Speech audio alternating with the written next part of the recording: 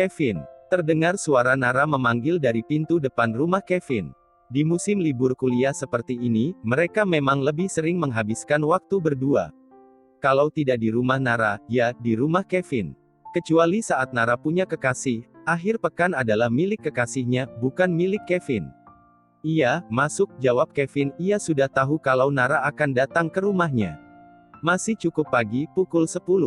Ayah dan ibunya sudah berangkat pulang ke kampung ibunya. Mereka pergi ziarah ke pusara nenek Nara.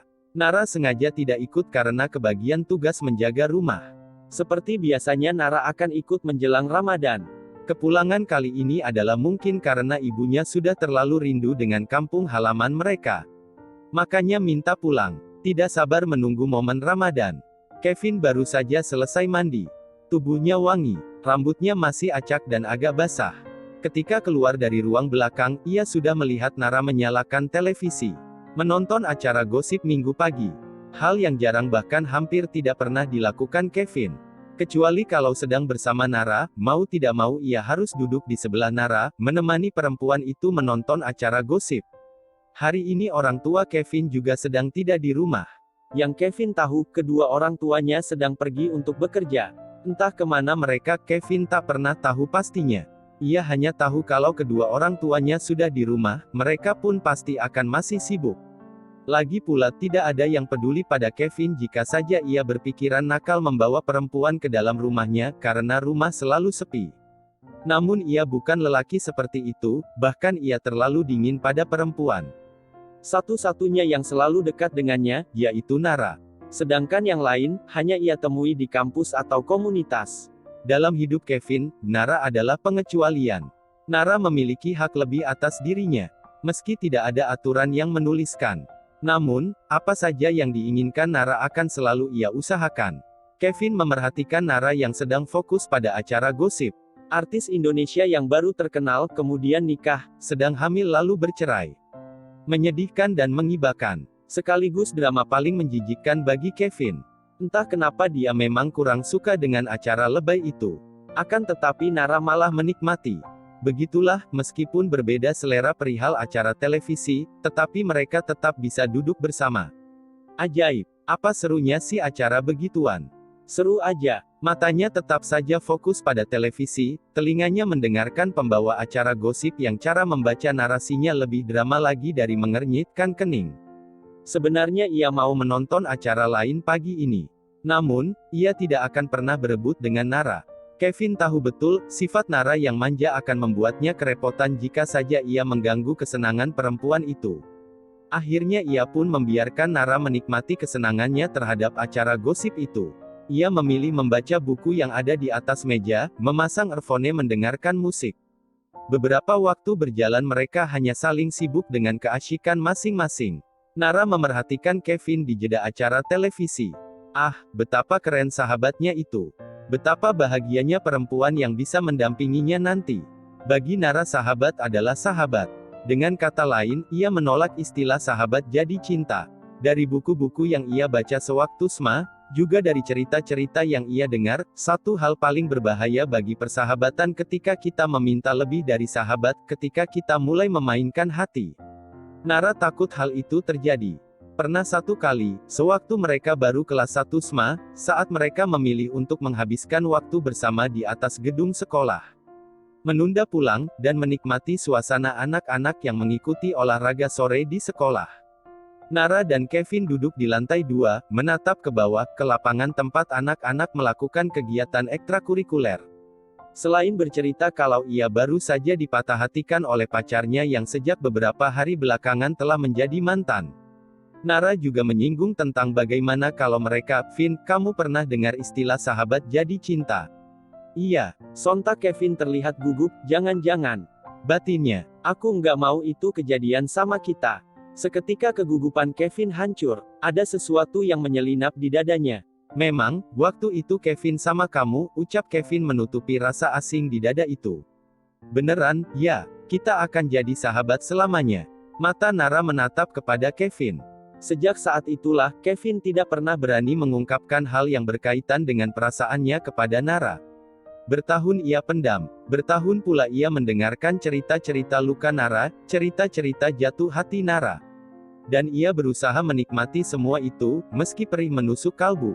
Nara masih saja memerhatikan Kevin, ingatan itu seolah menjadi bumerang baginya. Ah, pikiran macam apa ini?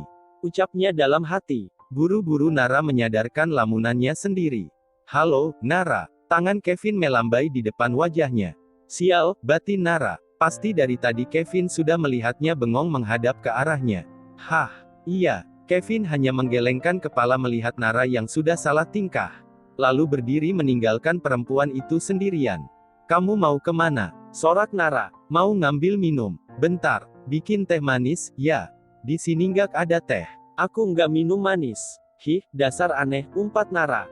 Lalu berusaha kembali memerhatikan acara gosip pagi yang sudah di segmen terakhir itu. Beberapa saat kemudian Kevin datang membawakan satu teko air putih berbatu es. Di sini cuma ada air putih dingin. Ia menuangkan segelas untuk Nara. Pelit amat sih, beli gula sama teh doang. Bukannya pelit, kamu kayak orang baru kenal aku. Aku nggak ada waktu buat beli gula. Karena emang nggak suka. Nih minum. Kevin memberikan segelas sampai habis. Kevin hanya tersenyum melihat sahabatnya yang diam-diam ditaruh hati itu. Itulah yang membuat Nara menarik di matanya. Jika kepada lelaki lain Nara akan agak sedikit jaim, kepada Kevin Nara adalah dirinya yang 100%. Total, tidak ada yang ia sembunyikan kepada Kevin. Udah tengah hari. Aku harus pulang dulu. Hari ini aku harus masak buat ibu, nanti dia pulang sore pasti capek, Nara pamit. Iya, sampai ketemu besok di kampus. Nara tidak terlihat lagi. Sampai di rumahnya Nara baru sadar, kalau tujuannya datang ke rumah Kevin adalah untuk bercerita tentang Junet, lelaki yang ia kenal di pendopo kampus itu. Ah, desisnya, acara gosip memang bisa membuat perempuan lupa segalanya. Jika ditanya siapa lelaki yang bisa menerima Nara apa adanya, dia adalah Kevin. Kepada mantan pacar-pacarnya, Nara tidak memperlihatkan dirinya yang asli 100%.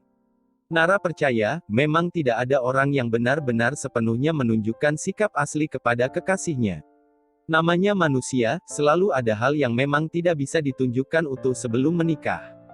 Namun, hal-hal yang tak ditunjukkan Nara kepada lelaki-lelaki yang pernah mencintainya itu ia tunjukkan kepada Kevin. Nara membagi kelemahan dan rasa cengengnya hanya kepada Kevin. Semua hal ia ceritakan kepada Kevin. Saat ciuman pertama, misalnya. Cerita yang membuat Kevin harus mengatur napasnya sedemikian rupa agar Nara tidak tahu ada yang luka di dalam dada. Kejadian itu terjadi saat hari pengumuman kelulusan mereka di SMA. Saat semua anak-anak masih melakukan tradisi yang entah sejak kapan dimulai, mencoret-coret seragam. Mungkin di antara banyak siswa yang melakukan, hanya Kevin yang tidak ikut. Ia tidak membiarkan bajunya dicoret, meski terpaksa hanya bisa menikmati membaca buku sambil menunggu Nara pacaran. Kevin memilih mengisi waktu dengan membaca buku. Ia memilih tidak ikut kehebohan teman-temannya yang lain. Karena ia bukan anak populer saat itu, jadi tidak ada yang peduli dengan apa yang dilakukan Kevin. Beberapa lama kemudian, Nara datang dengan senyum yang mengembang. Ia menarik tangan Kevin, mengajak lelaki itu pulang. Dari jauh pacarnya melambaikan tangan yang kemudian dibalas Nara. Sikap Nara yang terlihat kesenangan itu membuat Kevin bertanya. Meski malu-malu akhirnya Nara menceritakan kepada Kevin, bahwa ia baru saja melakukan ciuman pertama, hal yang tanpa dia sadari melukai Kevin. Kevin hanya berusaha tersenyum, meski begitu sakit rasa di dada. Ia tidak punya kata-kata lagi untuk mengomentari semua itu. Hingga akhirnya ia hanya menyesalkan dirinya yang tidak berani mengatakan apa yang terasa. Hari itu Kevin tidak bisa tidur nyenyak memikirkan apa yang terjadi. Adegan ciuman Nara terbayang di kepalanya. Meski ia tidak melihatnya secara langsung. Kevin benci cerita itu. Dia tidak ingin mengingatnya. Bagaimana mungkin ia bisa membayangkan bibir orang yang dia cintai disentuh bibir lain. Hingga akhirnya pada bulan pertama menjadi mahasiswa Nara putus dengan kekasihnya itu. Harusnya Kevin sedikit lebih bahagia. Namun nyatanya dengan cepat Nara kembali jatuh cinta kepada lelaki lain. Bukan pada Kevin. Kevin tahu cinta memang selalu butuh kesiapan untuk menyatakan. Malang bagi ia yang tidak mampu mengumpulkan kesiapan itu. Di sisi lain, ia tidak pernah benar-benar siap jika nanti saat ia merasa berani. Saat itu datang pada waktu yang tidak tepat lagi. Kevin berharap, semoga ia tidak pernah benar-benar kehilangan Nara. Meski selama ini ia terlalu sering kehilangan perempuan itu. Saat Nara kembali menjalin hubungan dengan lelaki lain, artinya Kevin harus siap menjadi orang yang kadang hanya bisa mendengar kesibukan dan cerita-cerita perempuan yang dicintainya itu. Dan itu selalu menjadi kesakitan bagi perasaannya sendiri. Kekalutan semalam membuat Kevin agak ngantuk siangnya. Namun bukan Kevin namanya kalau tidak selalu berusaha total. Meski tidak dalam hal menyatakan perasaan. Tetapi ia masih total menyimpan rasa sampai saat ini. Di tengah terik yang sudah mulai mendingin ia mengayuh sepeda menuju fakultas tempat Nara berkuliah. Hari ini ia tidak ada kegiatan komunitas, juga tidak ada kuliah sore. Kalau sudah begini, ia akan menemani Nara latihan menari. Lalu menemani perempuan itu menikmati es krim sembari menunggu jemputan ayah Nara. Ia duduk di bangku tempat biasa menunggu Nara. Perempuan itu terlihat lebih cantik dengan keringat yang mengalir di pipi. Tampak lebih natural cantiknya. Nih, minum. Kevin memberikan sebotol air mineral, saat Nara berjalan menujunya. Jam istirahat, tapi sepertinya mereka tidak akan melanjutkan latihan lagi. Karena beberapa temannya sudah terlihat bersiap-siap akan pergi. Latihannya segitu doang. Iya, anak-anak ada acara malam nanti di Cafe La Quinta. Kamu nggak ikutan? Enggak, mereka cuma butuh 3 penari, aku libur saja. Kali ini jatahnya anak-anak. Kevin hanya tersenyum. Lalu beberapa saat, waktu seolah diam. Seiring keringat di leher dan pipi Nara yang mulai mengering.